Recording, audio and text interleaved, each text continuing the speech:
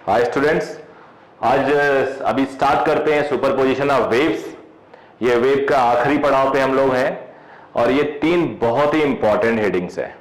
इतनी important headings हैं कि आप समझो कि ये कंटेंट वाइज ऑलमोस्ट आधा है या उससे कम या थोड़ा ज्यादा हो सकता है, लेकिन सिलेबस या एग्जाम में इसका कंट्रीब्यूशन 90% रहता है। यहीं से ज्यादा क्वेश्चन मिलेंगे आपको, टेक्निकल क्वेश्चन यहीं से बनते हैं। सुपरपोजिशन ऑफ वेव्स, वेव को जोड़ना, वेव को ऐड करना। हमें जब हम वेव को ऐड करते हैं तो रिजल्ट में क्या क्या हमें मिलता है वो कहलाता है सुपरपोजिशन ऑफ वेव्स। अब सुपरपोजिशन ऑफ वेव्स 3 तरीके के होते हैं। एक होता है इंटरफेरेंस, ये एक मेथड है। इंटरफेरेंस जैसे मैं बोलूंगा तो आपको जो बच्चे 12th में होंगे या जो 12th पास्ड होंगे उनको याद आ जाएगा, वेव ऑप्टिक्स में भी इंटरफेरेंस होता है। तो बिल्कुल वैसा ही वहां वेव ऑप्टिक्स था, यानी वहां पे रे को कंबाइन कर रहे थे, यहां हम साउंड को कंबाइन कर रहे हैं। तो डिफरेंस बस इतना ही है। बीट्स एक तरीका है जोड़ने का जिससे रिजल्ट एक इंटरेस्टिंग आता है, जिसमें डिफरेंट फ्रीक्वेंसी होती है। स्टैंडिंग वेव भी एक तरीका है जोड़ने का। अब ये तरीके जो हैं उनको हम कैसे डिफाइन करेंगे तो ध्यान से देखना। Adding waves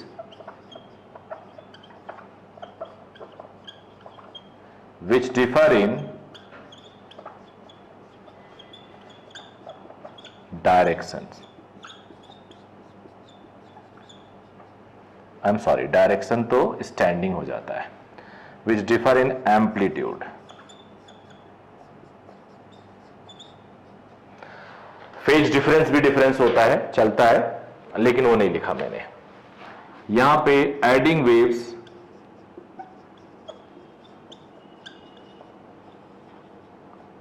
which differ in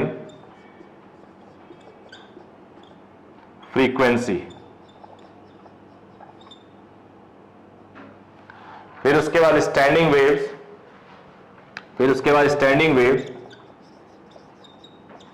adding waves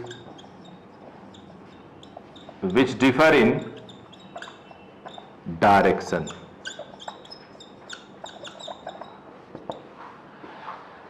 समझ में आया आप लोग के? Differ in amplitude and phase difference, differ in frequency और डिफर इन डायरेक्शन। 3 तरीके का होता है ऐड करने का method.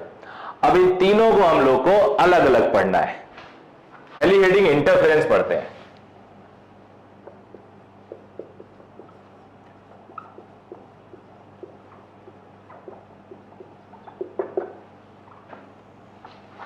Let first wave is a1 sin omega T. वैसे kx plus minus omega T होता है तो x 0 ले लिया थोड़ा सिंप्लीफाई करने के लिए। वेव ये भी होता है, प्लस kx माइनस kx वो भी वेव होता है, kx माइनस ओमेगा टी वो भी वेव, प्लस ओमेगा टी वो भी वेव। तो इजी बनाने के लिए मैंने ये ले लिया। एंड y2 इज ये हो गया।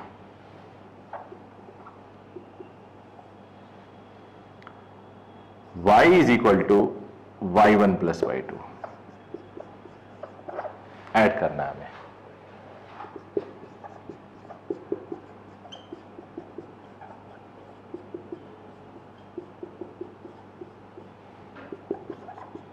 थोड़ा सिंपल बनाना है इसको। साइन a प्लस b वाला फॉर्मूला, a2 मल्टीप्लाई होगा। सिंपल बनाने के लिए हमने किया और कुछ नहीं है। साइन ओमेगा टी प्लस 5 को ब्रेक कर लिया।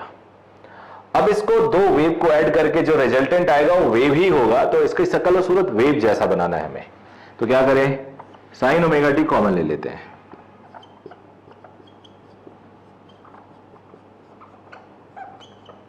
कॉस फाई आया, यहां से कॉस ओमेगा टी पहले लिख देते हैं, ये आया, ये हो गया।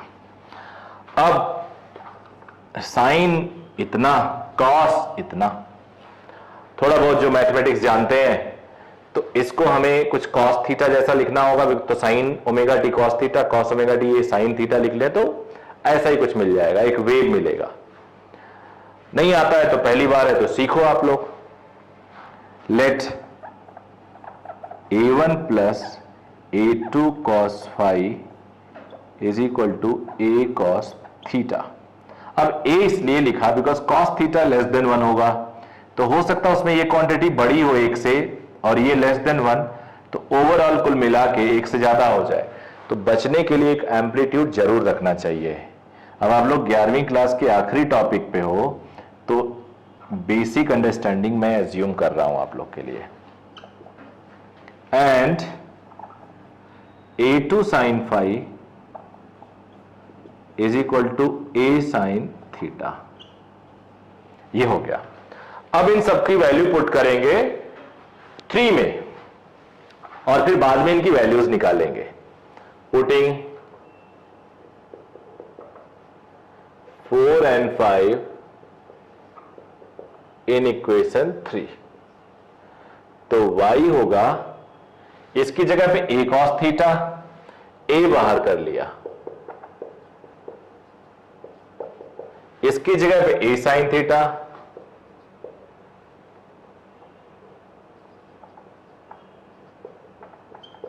a कॉमन कर ले लो, तो sin omega T cos theta, cos omega T sin theta, ये बन जाएगा a sin omega t plus theta. तो जब दो वेव को ऐड किया तो तीसरा भी हमें क्या मिला? वेव मिला। तीसरा भी हमें वेव मिला, लेकिन इस तीसरे वेव में दो अननोन चीजें आ गई, एक a और एक थीटा। ये हमने अननोन लिया क्योंकि हमारे पास तो a1 था, a2 था, फाई था, तो ना तो a1 हमारे रिजल्ट में है, ना तो फाई है, ना तो a2 है, बट वो यहां पे मिलेगा a और थीटा में। हमने दो अननोन माना, एक a एक थीटा, तो दोनों अननोन को नोन के टर्म में निकाल लेते हैं। उसके लिए तरीका बहुत आसान है। आप ऐसा करो, स्क्वायर एंड ऐड करो, 4 square and 5 square, 4 square and 5 square, तो a square cos square theta, a square sine square theta, तो a square cos square theta, a square sine square theta. Right में हो जाएगा a1 plus a2 cos phi का square, a2 sine phi का square. अब यहां से a square common ले लो, ब्रैकेट में cos square theta plus sine square theta which is 1, यहां इसको ओपन कर लिया, a प्लस बी का होल स्क्वायर वाला फॉर्मूला, और यहां ये a2 square sine square phi. इधर हो गया a स्क्वायर, और राइट वाला मैं इधर थोड़ा क्लोज लिख देता हूं, ये और ये a2 square cos square, a2 square sine square, तो इन दोनों में से a2 स्क्वायर कॉमन ले लो, तो ब्रैकेट में आएगा cos square five plus sine square five which is 1, तो ये आ जाएगा a1 square plus a2 square 2a1 a2 cos five. A हो गया अंडर रूट, प्लस माइनस भी लिख सकते हो,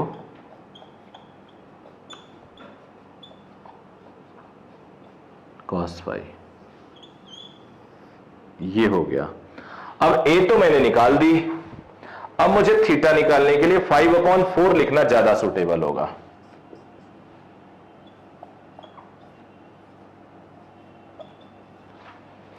a sine theta upon a cos theta, a cancel होगा, tan थीटा हो जाएगा, और a2 sine phi, a1 plus a2 cos phi, ये हो गया। थीटा और a दोनों निकाल लिया। अब इसके कुछ केसेस करते हैं, इसके कुछ केसेस लेते हैं। ये मैक्सिमम कब होगा, ये मिनिमम कब होगा,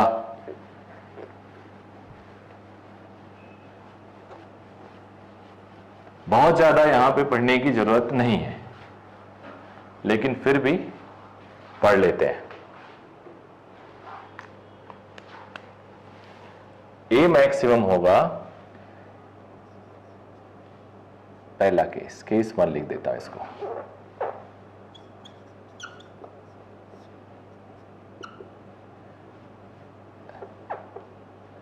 A is equal to A max when cos phi is maximum, but because देखो ना A डिपेंड कर रहा है cos phi पे, और मैक्सिमम वैल्यू cos phi की कितनी होती है? 1 होती है। वो कब होती है? when phi is 0 degree, 2 pi, 4 pi, check करके देखो तो 2n पाई, n 0 1 2 ऐसे, तो मैक्सिमम वैल्यू A की कितनी होगी?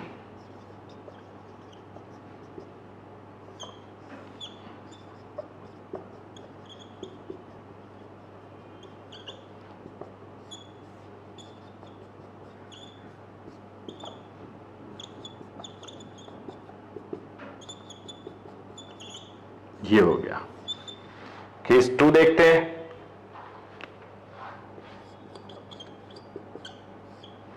Case 2 A is equal to A min,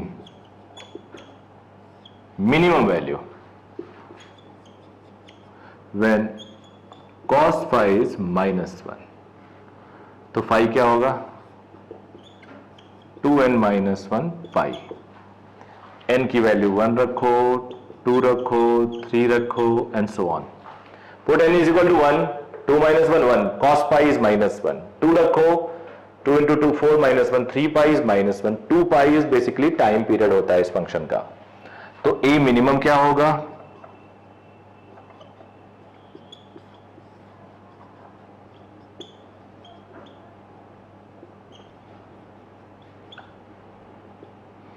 अब ये हो जाएगा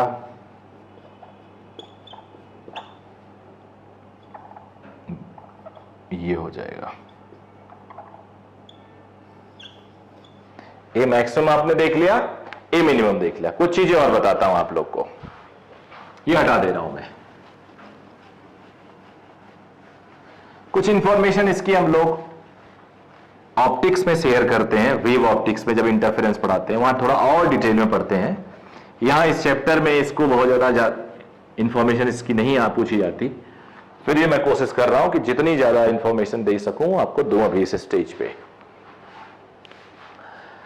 केस 1 हो गया, केस 2 हो गया। अब सुनो, अगर मैं इसको प्लॉट करूं, मान लो ये y1 है, फ्रीक्वेंसी सेम होती है, ओमेगा सेम है, देखो ओमेगा एंगुलर फ्रीक्वेंसी होती है ना, ये सेम है, और अगर फ्रीक्वेंसी सेम है तो टाइम पीरियड भी सेम होगा। Late it B A1 minus A1।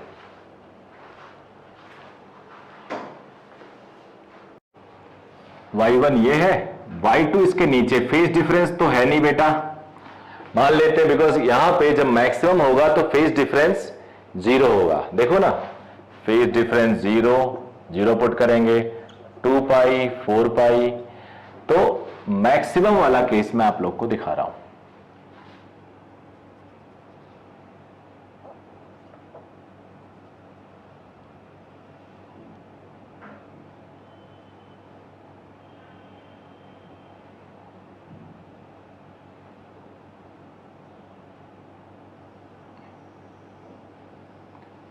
To पाई और 0 फेज डिफरेंस रखने से कोई फर्क नहीं पड़ता, बिकॉज 2 पाई यहां पड़ता है, 4 पाई यहां पड़ता है, तो 2 पाई आगे ले जाओगे फिर वही मिल जाएगा।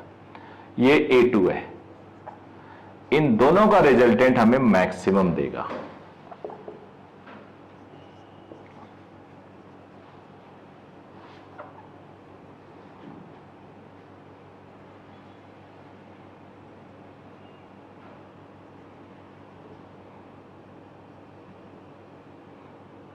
मैक्सिमम A1 प्लस A2, ये A1 प्लस A2 और ये minus of A1 plus A2, तो ये केस मिला मैक्सिमम के लिए, नोट कर लीजिए। फिर इसी को मैं मिनिमम के लिए बना रहा हूं। अब आप लोग नोट कर चुके होंगे, इस वीडियो रोक लीजिए, उसके बाद कॉपी कर लीजिए। मिनिमम के लिए फेज डिफरेंस पाई डिग्री होगा,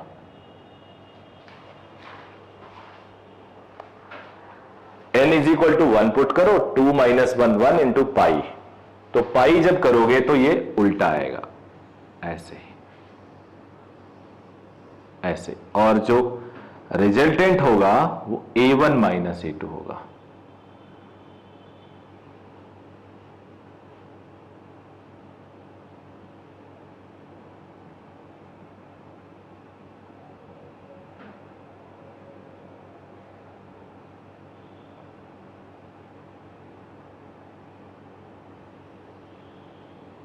और अगर दोनों इक्वल है तो रिजल्टेंट 0 भी हो जाएगा।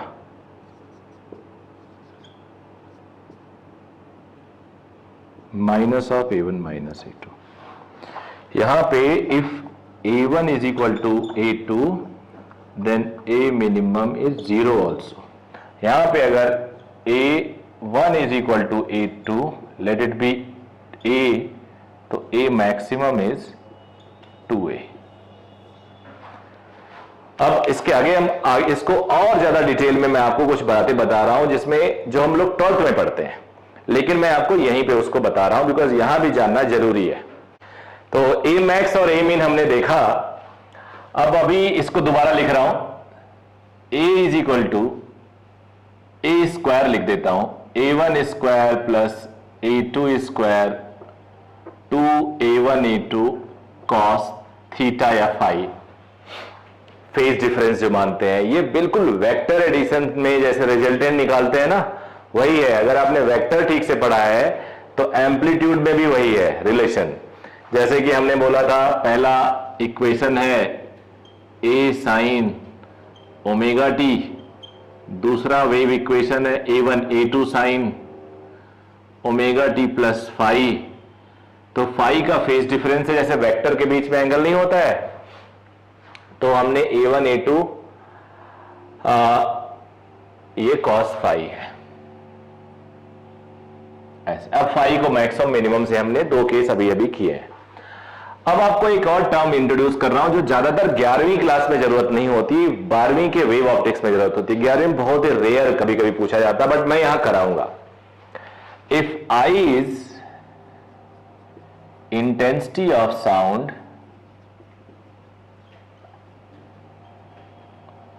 ए क्या है, amplitude of sound, then we know a relation intensity directly proportional to amplitude square. यहां से मैं ऐसे भी लिख सकते हैं, root of intensity directly proportional to A.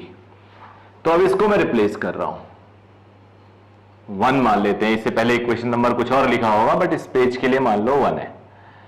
From 1 intensity final I1 I2, A1 के करस्पॉन्डिंग I1, A2 के करस्पॉन्डिंग I2 और A के करस्पॉन्डिंग I।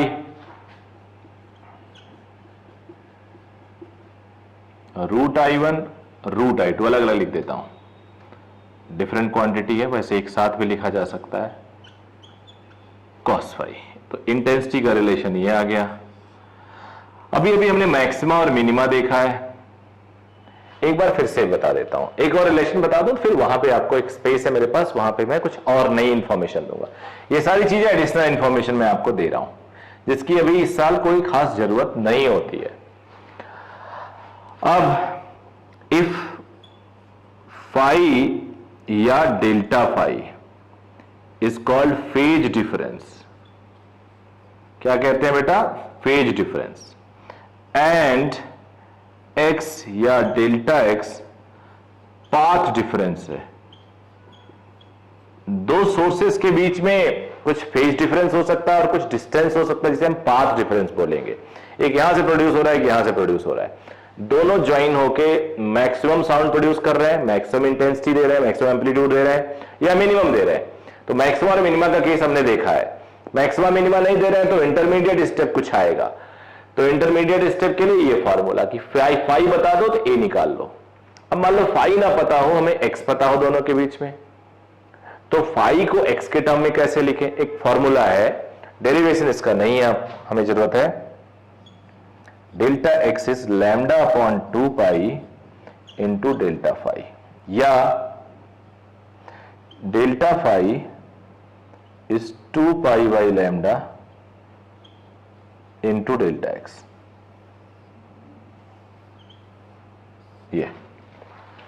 ये रिलेशन है फेज डिफरेंस और पाथ डिफरेंस में। अब मैं दोबारा से वो चीज बताऊंगा जो आपको अभी थोड़ी देर पहले मैंने पढ़ाया है। यहां पे मैं ले लेता हूं मैक्सिमम इंटरफेरेंस और ये मिनिमम इंटरफेरेंस। मैक्सिमम और मिनिमम इंटरफेरेंस। मैक्सिमम इंटरफेरेंस में क्या देखा आप लोगों ने? A is equal to A square A1 square plus A2 square plus 2A1 A2 cos phi जो होता है cos phi plus 1 phi is 2n pi n is equal to 0 1 2 and so on. तो यहां पे पाथ डिफरेंस कितना होगा?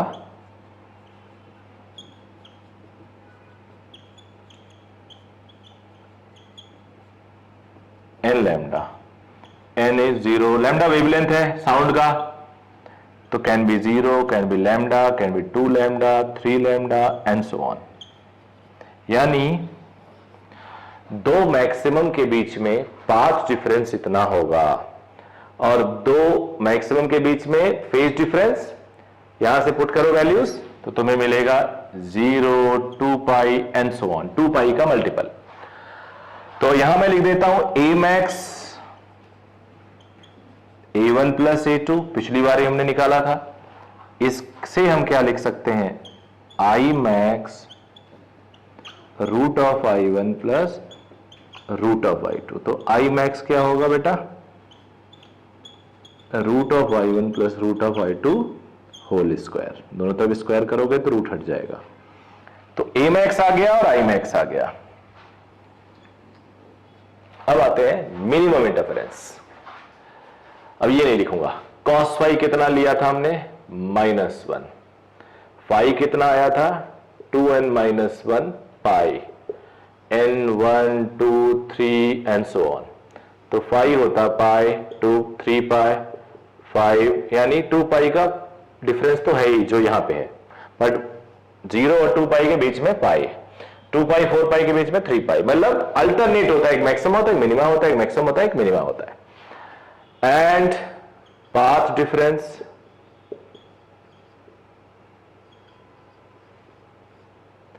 तो lambda upon 2 pi 2n minus 1 pi, ये कैंसिल हो गया। It is 2n minus 1 lambda by 2, n is equal to 1 2 and so on. तो डेल्टा एक्स हो जाएगा lambda by 2, 3 lambda by 2, 5 lambda by 2 and so on. 0 और lambda के बीच में एक मिनिमा, मतलब कहीं ना कहीं से तुम्हें आइडिया लगेगा हर दो मैक्सिमा के बीच में एक मिनिमा, हर दो मिनिमा के बीच में एक मैक्सिमा। समझ गए? तो ये सीक्वेंस होता है। अब ए मिनिमम क्या आ जाएगा? थोड़ी देर पहले हमने देखा था A1 minus A2। I minimum मैं डायरेक्टली लिख देता हूं root I1 minus root I2 whole square. Okay, अब इसके बाद हम लोग कुछ और देखते हैं, इसी का वर्किंग देखते हैं।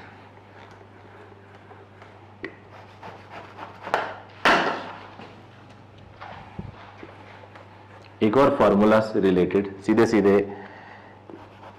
बेसिक बात से रिलेटेड, बहुत ही बेसिक बातें हैं जिस पे डायरेक्ट क्वेश्चन आपको मिलेगा। इस पे मिलेगा क्वेश्चन,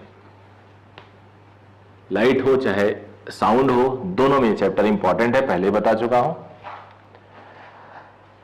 ए मैक्स अपॉन ए मिन का रेशियो,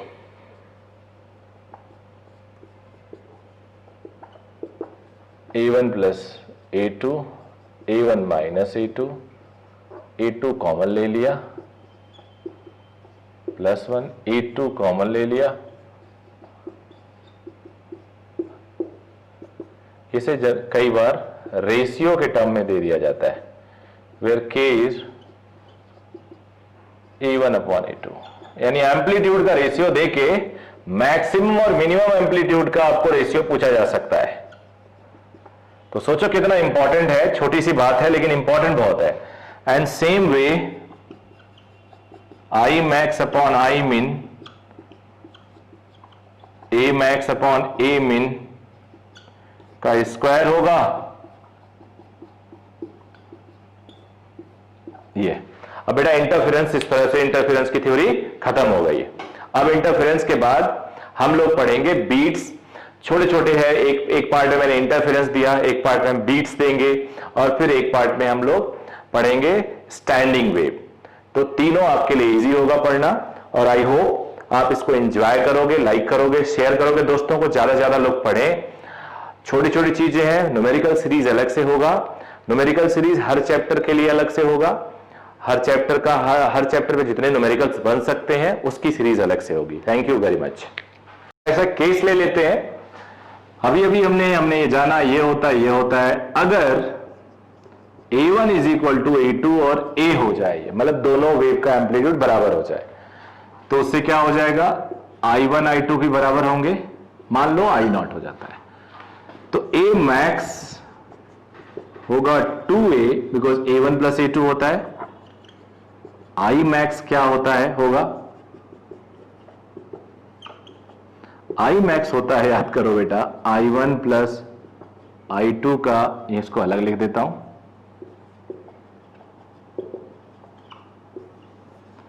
होल स्क्वायर, तो root I0 plus root I0 का स्क्वायर 4I0 आ जाएगा।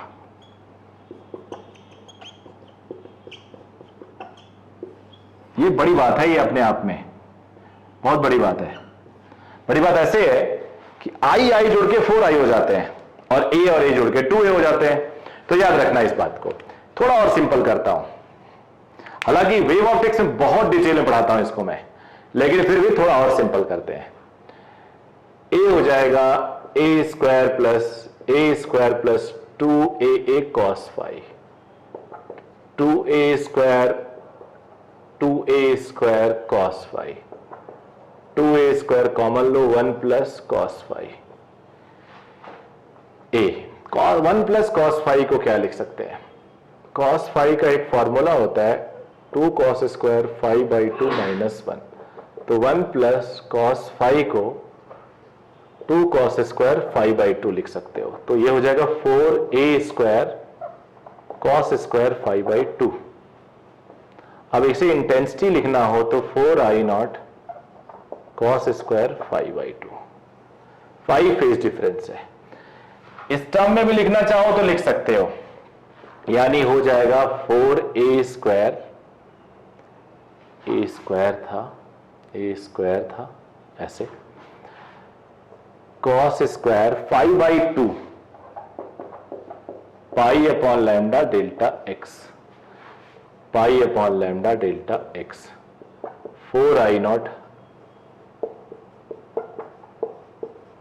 ये भी तुम्हें कहीं मिल सकता है, और इसकी भी आपको जरूरत कहीं पड़ सकती है।